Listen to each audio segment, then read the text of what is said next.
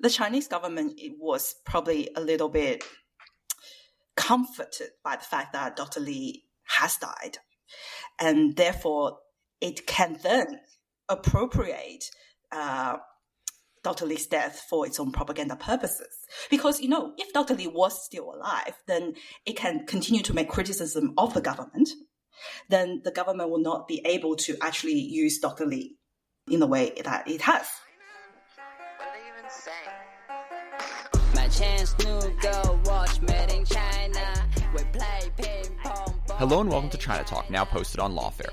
I'm your host, Jordan Schneider, here today with the Nate Han crew to talk coronavirus domestic CCP messaging and Australia-China relations. Also, if anyone has an ad budget, please reach out. We're slashing our rates here at China Talk. Adam Ni and Yun Jiang are both ex-Aussie government officials who've recently started their own think tank. Adam and Yun, welcome to China Talk. Thanks for having us, Jordan. So let's take it back to December 2019. Would you two like to walk me through the official timeline of the coronavirus?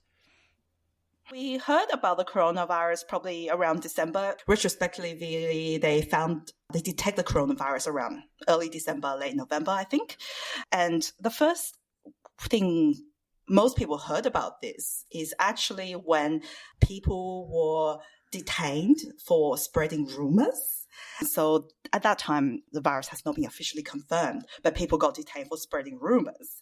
So something was going on.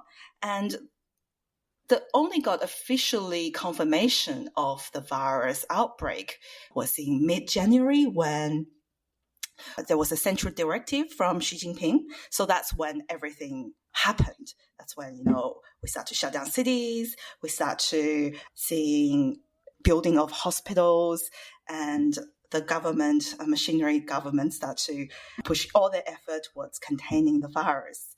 For a while there was quite a lot of report from independent journalists, from citizen journalists. But 2 weeks after that, there was a crackdown of reporting as well. So every information then becomes centralized again.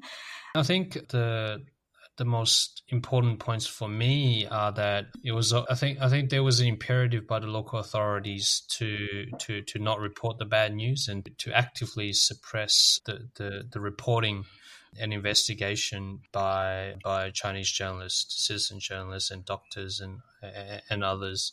So I think these efforts do reflect the features of the Chinese system, but as well as the local political calendar at the time, which came into play with the local Lianghui.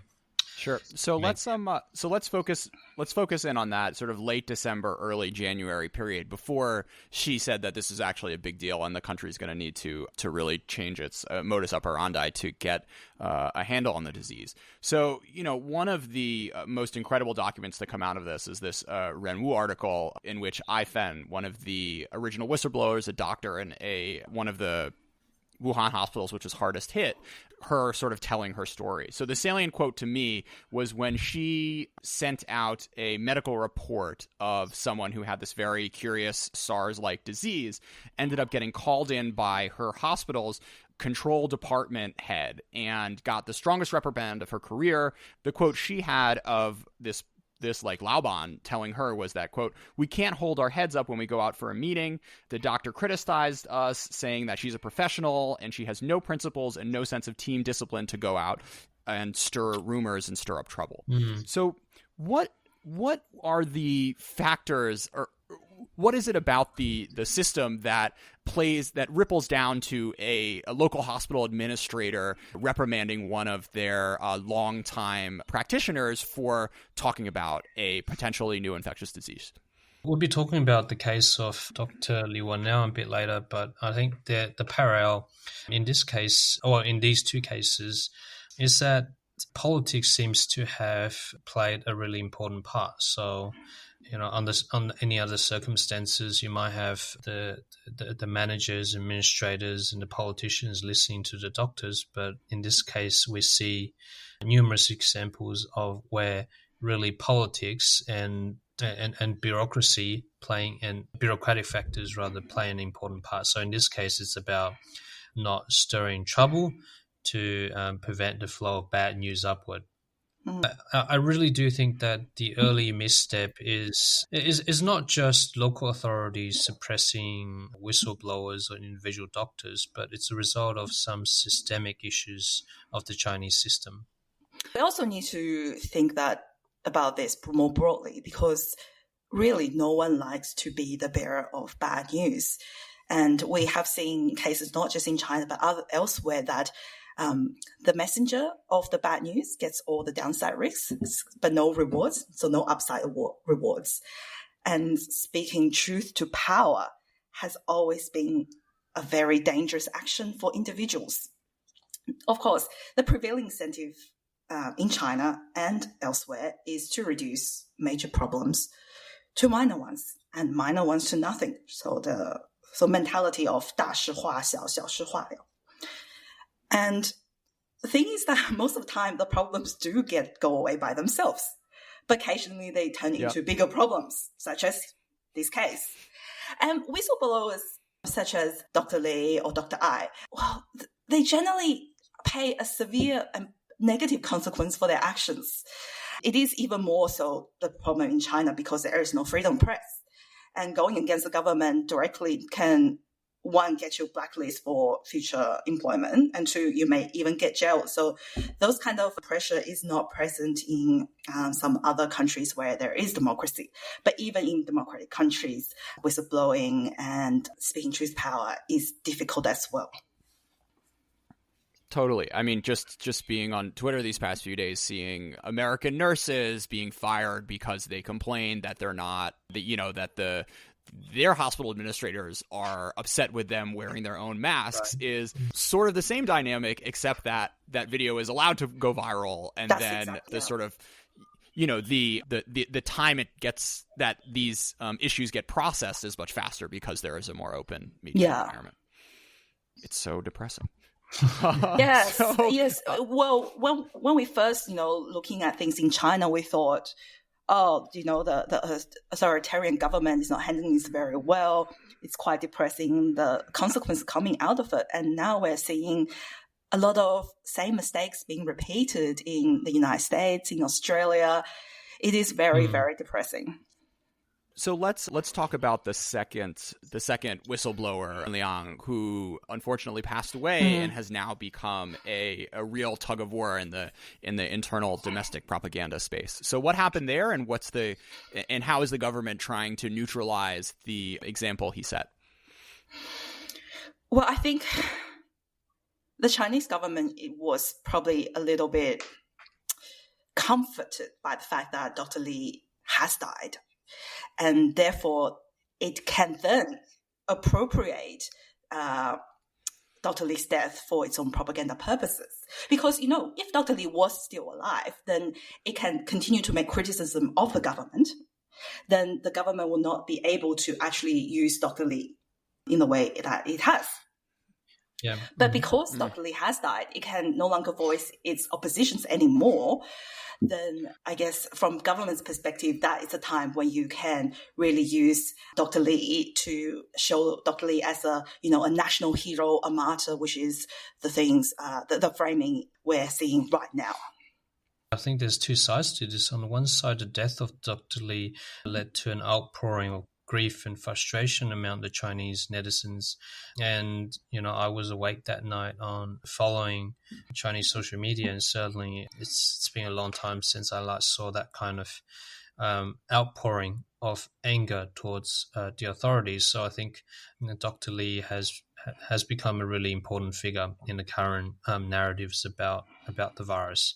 And on the other side, as Ring has said, the party is trying to appropriate the legacy of Dr. Li, reclaiming him as a good party member, as working selflessly against the virus, instead of as somebody who's blowing whistle or rather against the system. So they've certainly put a lot of effort into interpreting Dr. Li's actions and his legacy, and also making it very clear that there's only one interpretation of Dr. Li's actions and legacies, and that is the one set down by the party. We saw when he died that there was a call for freedom of speech in China on the internet. But the Chinese government obviously would not allow this to become a catalyst for change. So what it does is it redirects the attention, redirects the energy of the people or the grief towards co-opting the narrative, towards casting him in the role of a national hero as opposed to a whistleblower. I think Dr. Lee has really been cast as almost a selfless martyr in the people's war against the relentless virus that China's been fighting, right? So he's been cast in a new light, as opposed to the very common understanding of Dr. Lee at the time, which was a doctor walking on the front lines and somebody who had the conscience to warn his friends that something's a mysterious virus is happening, and was censured for it and was gagged by the authorities for doing that. We also see recently that there was an official exoneration apology to Dr. Lee. So I think that shows, on the one side, putting the blame onto local authority for what happened to Dr. Lee, and two, basically co-opting Dr. Lee. That's another way of co-opting Dr. Lee, by issuing an official apology. Well, one second, Ying. So it's not really an apology, because it, like, in no way did it kind of... it wasn't an apology. It was... I don't think there was actually an apology. There was indeed a verdict by China's National Supervisory Commission investigating into the saga. A verdict, yeah. Yeah, and what it really said was that it was irregular law enforcement procedure at the very local level. So it specifically referred to a few policemen, a few rather public security officials that were in the responsible local for police this. station. That's right, very local police station. In fact, not even a proper policeman. They were something like auxiliary, or very, very much very junior. Very junior officers. And so now we have found someone to blame, and now public the 23-year-olds. It's a very common thing to do whenever something goes wrong. You blame the intern, right? Yeah. I mean, I think this is an attempt to distance the party from what happened, to kind of differentiate the party from the local level, the local authorities, or rather in this case this very specific personnel that was responsible for this. And really the subtext here is to say it wasn't a systemic failure, rather it was individuals that made the mistake. So aside from the specific sort of Wuhan local government dynamics, what other narratives is the government trying to push domestically? And just for the record, we're recording this on April 2nd. Yeah. Well, one big thing is that so at first, we saw it was trying to suppress information. Now it's turned to to unify people by talking about doctors as heroes. And now we're seeing the next stage, which is compare China's response to response of countries, especially the United States, because from China's perspective, the United States is a peer competitor to China, and it wants Chinese government wants to demonstrate that it can handle things better than the United States. So two things that it's got going in terms of propaganda. One is that the Chinese government may have done things that's not perfect, but at least it has done better than the West or the United States. And secondly, we don't know whether the origin of the virus is from China. Therefore, you shouldn't blame China. And we're helping countries around the world to handle this crisis. Now, of course, almost all the evidence point to the China origin of the virus. But what the Chinese government is doing is to really saying, we're not here to blame, but we're here to help. Yeah. So if I might just add to that. So I think there's a difference between the Well, there's the domestic and international aspects of the propaganda effort. So domestically, it's about deflecting the blame. It's about suppressing voices that highlights the failings of China's political system and the party, especially the early missteps by the local authorities. Yeah, and systemic issues with the system about the pressures on local cadres to not report bad news and to suppress these voices that are, in their view, causing trouble. The second big element of this propaganda is the feel-good aspect. We're unified. We're carrying out a people's war. We're helping each other under the leadership of the party state. So very much nationalistic rendering of the narrative. So, yeah, certainly leveraging nationalism to deflect blame as well as to unify the Chinese populace. Yeah, but I think that a lot of propaganda seemingly targeted at the international audience has a very big domestic focus as well. And we see that a lot of things, a lot of Chinese, there's a section of the Chinese population that's quite willingly to believe that elsewhere as well, that US is behind everything, the United States is behind everything. And that section of the audience is probably very prone to conspiracy theories, and we're seeing that it may be quite successful at targeting that section of the audience, even when it is also targeting foreign audience for its propaganda purposes. Do you guys care to engage in some wild speculation on to what extent all of this messaging will end up working, and whether anyone on the mainland is going to fundamentally change their view of the current system? I think propaganda such as this, it is quite successful in one way, but it plays to existing prejudices. So people who already believe that, United States is evil and is the mastermind behind all the things that's bad, they will already willingly believe in conspiracy theory that the United States has a manufactured bioweapon. And it's the same in the United States as well. People who willingly believe, who already think that China is evil and is a mastermind behind everything bad that has happened, will also believe that China has made biological weapons. So I think it just amplifies the existing prejudices. I'm not sure if it really would change people's mind, like if someone who used to believe US is evil and behind everything now suddenly will believe China is evil and behind everything.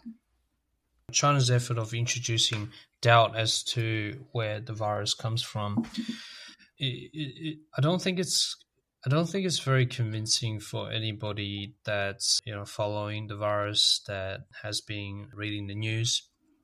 But it does create doubt, especially when amplified by misinformation and conspiracy theorists in other countries, right? It introduces that element of doubt that's amplified through modern technology and social media and what have you.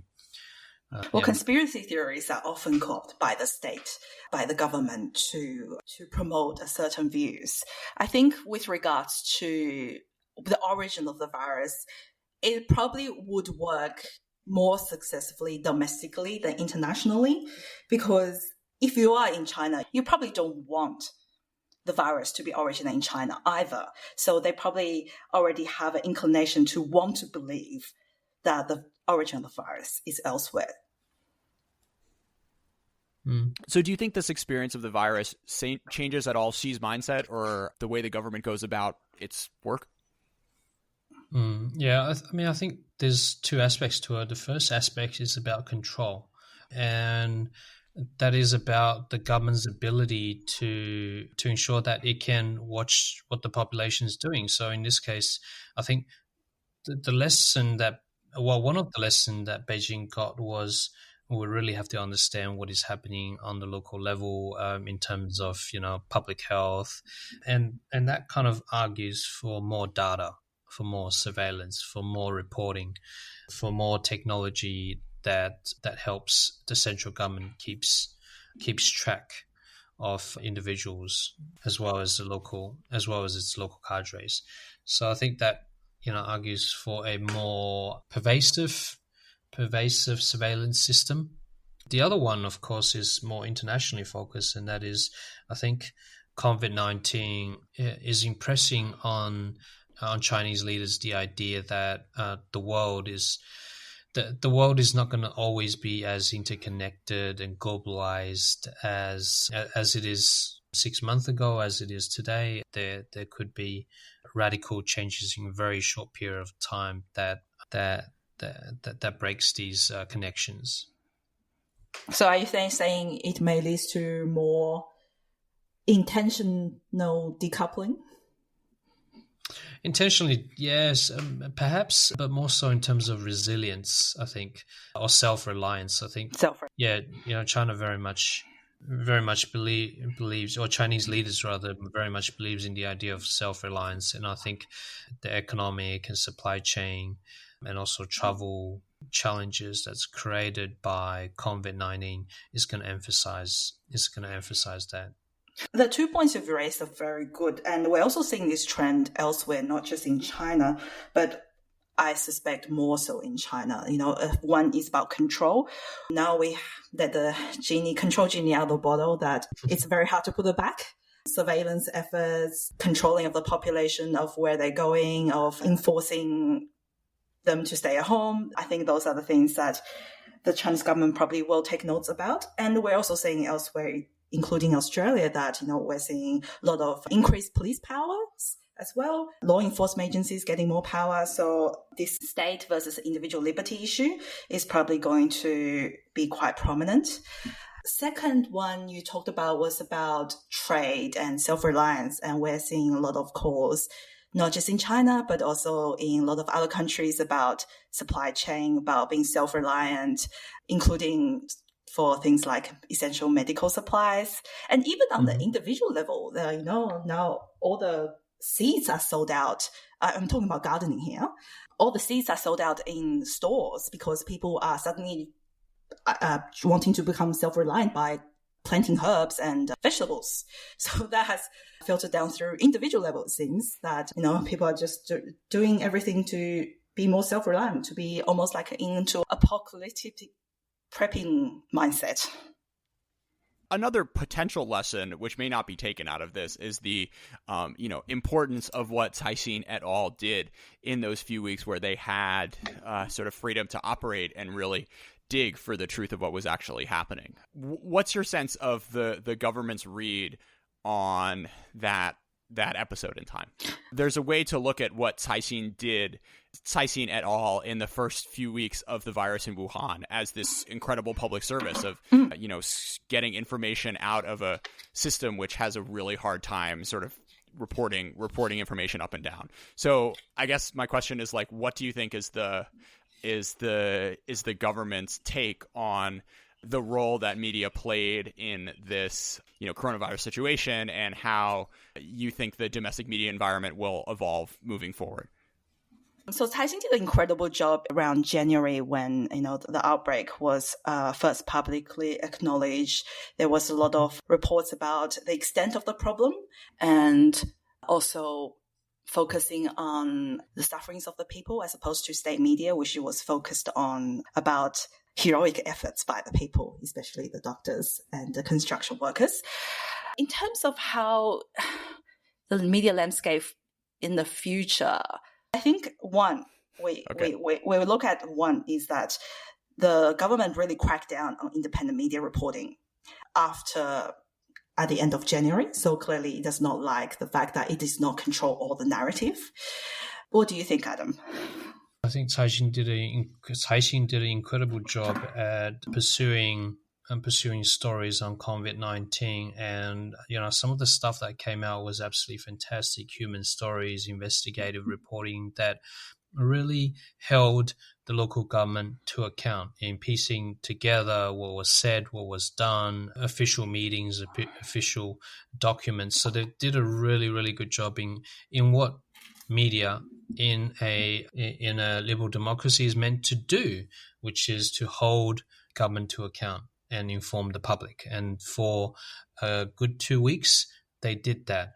And I think they had the liberty to do that because China's propaganda system was in disarray. Rather, the censors and the propagandists were still at a time when they were still trying to work out the message, right? And in a way, that investigative reporting and more free reporting had much greater value to the central government at that time in giving them access to information that they otherwise wouldn't have, or at least through the usual channels. But I think ultimately, the party is really going back to its basics, which is the suppression of independent voices, the control of the mediums of information, but as well as the producer of content, using a variety of hard and soft levers. So I think on the Xi, we're unlikely to see in the foreseeable future a loosening of media freedom. If anything, I think there's going to be a push to tighten media freedom in such a way that the state would be better to dictate its narrative.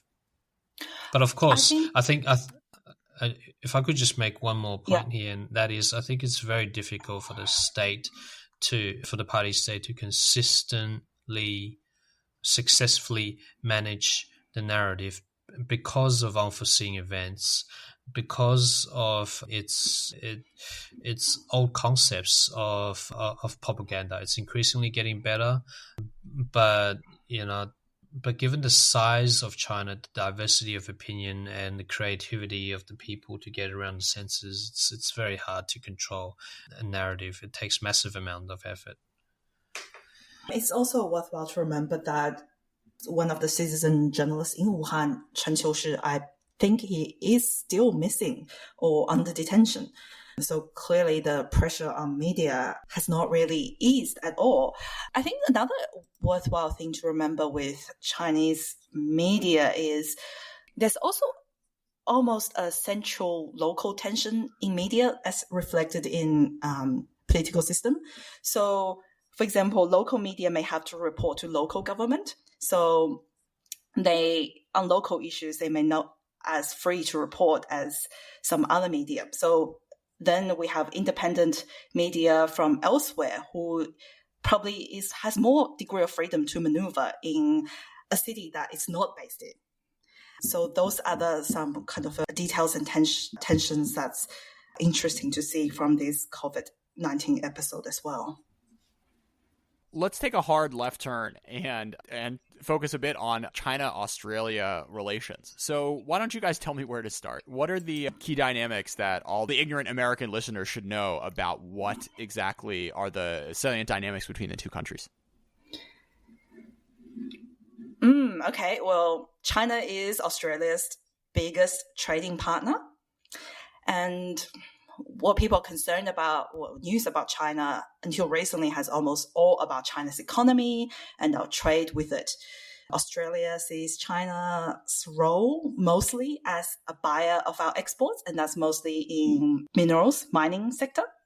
Now also in, for example, education, tourism, and agriculture producers. So from Australia's perspective, it usually almost exclusively see China as a source of revenue. And it is actually the reason why Australia, unlike many other countries in the West, we have not had a recession in 2008. So we had a continuous economic growth for a very long time, more than 20 years.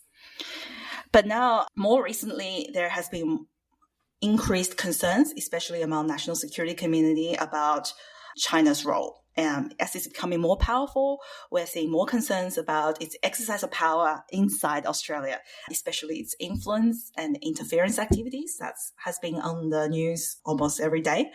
Australia is very anxious about China's military power in the region as well. And this anxiety is linked to our military alliance with the United States, which has very long-standing. And we know that the United States has designated China as a strategic competitor. So there is a lot of debate in Australia about what does that mean for Australia.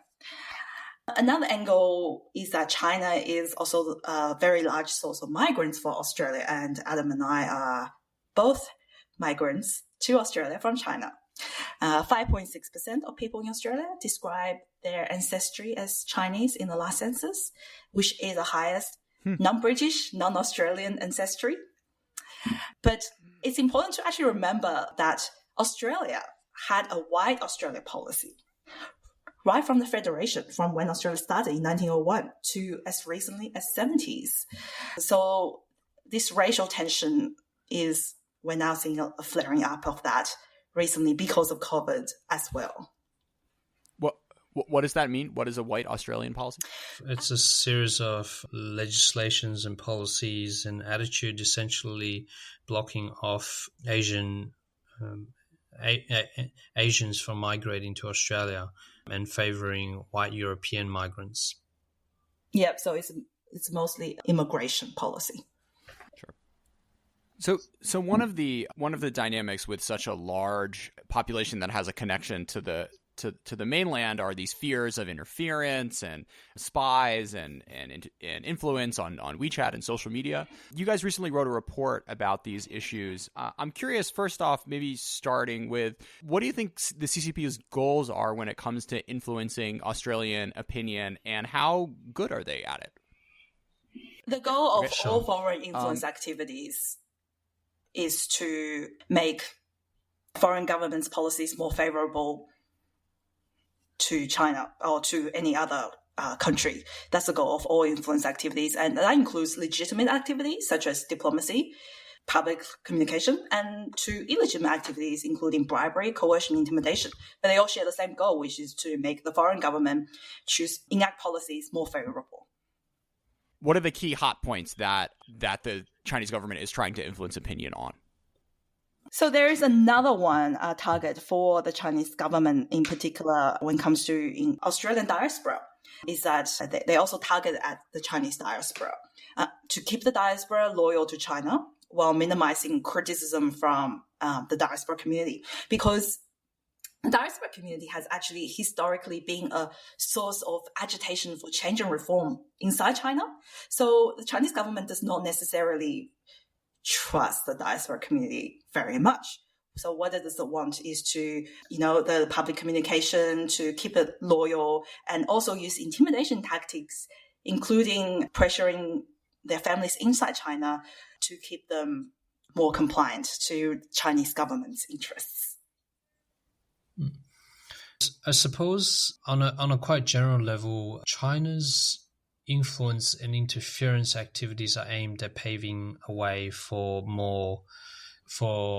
policies and choices that are more conducive to Chinese interests, whether that be in the security realm or in the economic realm or in terms of public opinion. We recently wrote a submission to the Australian Senate on China's interference activities through social media. So, in our submission, we talked about how China is not a big actor in manipulating social media that are in English, but increasingly it is becoming more active, and we think that in the foreseeable future it would be the source of the biggest threat. We saw that in terms of COVID. We saw that in terms of Hong Kong, the protests in Hong Kong and the US-China trade war. So increasingly we're seeing examples of the Chinese party state being more active on English language social media in trying to influence and manipulate these platforms. One thing we need to really be clear about in this foreign influence interference debate, and I want to emphasize that because this debate has become quite almost emotional in Australia, so that there is a difference between foreign influence and interference. Interference is seen as illegitimate activities.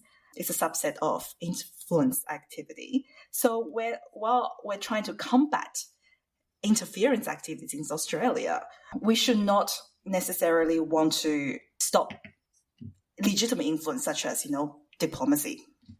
I think that's quite proper to have legitimate influence. Every government does it. And another thing we really need to remember when it comes to this debate is that often that Chinese diaspora communities are victims of interference activities, and we should really see them as, well, we should see them as part of the solution, part of the Australian society, part of solution when we combat interference, and not see them as, a vector of interference. I think it's certainly taken a toll on the Chinese diaspora community in Australia, and it's leading to increased racialized narrative, and we see this most recently in terms of COVID, about Chinese people buying up medical supplies, for example, or at least that's and sending it to China. At least that's the narrative that's been put out by a few media. So I definitely think in any kind of discussions we need to be conscious of the facts and the evidence, as well as just to ensure that we're not harming the Chinese diaspora community. And I see there's a recent op-ed by Andrew Young in the United States about, Asian Americans. And I think the points are quite relevant here in Australia as well, because there is also a call for Chinese Australians in Australia to, demonstrate their loyalty to Australia, as if, without demonstration, some kind of loyalty, we're not full Australians. So that debate is also happening in Australia as well, just like in the United States. Chinese Australians should be seen as Australians. They don't need to do anything over the top to demonstrate their loyalty. They are entitled to opinions just like all other Australians. I think our China debate needs to move beyond the kind of narratives that focus on pro-China or anti-China, but to recognize the existence of the People's Republic and how much it influences Australian interests and well-being, and to really grapple with I guess the most important foreign policy question today in Australia, which is how do we navigate the treacherous strait in a fast changing world between the United States and China, and in the context of strategic flux. Let's close on the process of doing research about the Chinese government. So you two guys recently republished Holly Snape's Researching Party Documents Guide, which I encourage everyone out there to check out on the Nate's On newsletter. But I guess I'm curious, aside from the specifics that goes into, with where to search for certain things, what sort of broader advice do you have about the mindset that people should take when trying to understand Chinese government policy? Yeah, I think the biggest point from me is that you need to go and read these documents in Chinese. So it's interesting that I think the CCP is actually fairly honest in the sense that it's very meticulous about documentation, about writing out what it thinks and it wants to achieve. So a lot of the stuff is actually just out there for people to read. So I would just simply say go and read these documents in their original Chinese. I agree with that, totally agree with that. I think if you want to understand Chinese policy, read what the Chinese government or the CCP say about itself, really understand how institutions work, but also you need to really think about the incentives at play for individuals within the system, for people at local level, for people at central level, for people at provincial level, and how those incentives can be tempered by culture and institutions. But really just to, it's not a Chinese people or the Chinese system, it's not an alien system. It's out there. You can understand it. Just have to put in the effort. Any particular topics you think need more people from outside China digging deep on? So my day job is on the PLA, so I do research on China's military, but when in my spare time I look at party historiography, so how the party thinks about history. You just stole my answer. I was going to say history as well. How history is written, how history is rewritten, that is, I think, the most important thing to understand about any society is how it sees itself, how it sees history. Adam and Yoon, thanks so much for coming on China Talk. Great. Thank you so Jordan, much. for having me.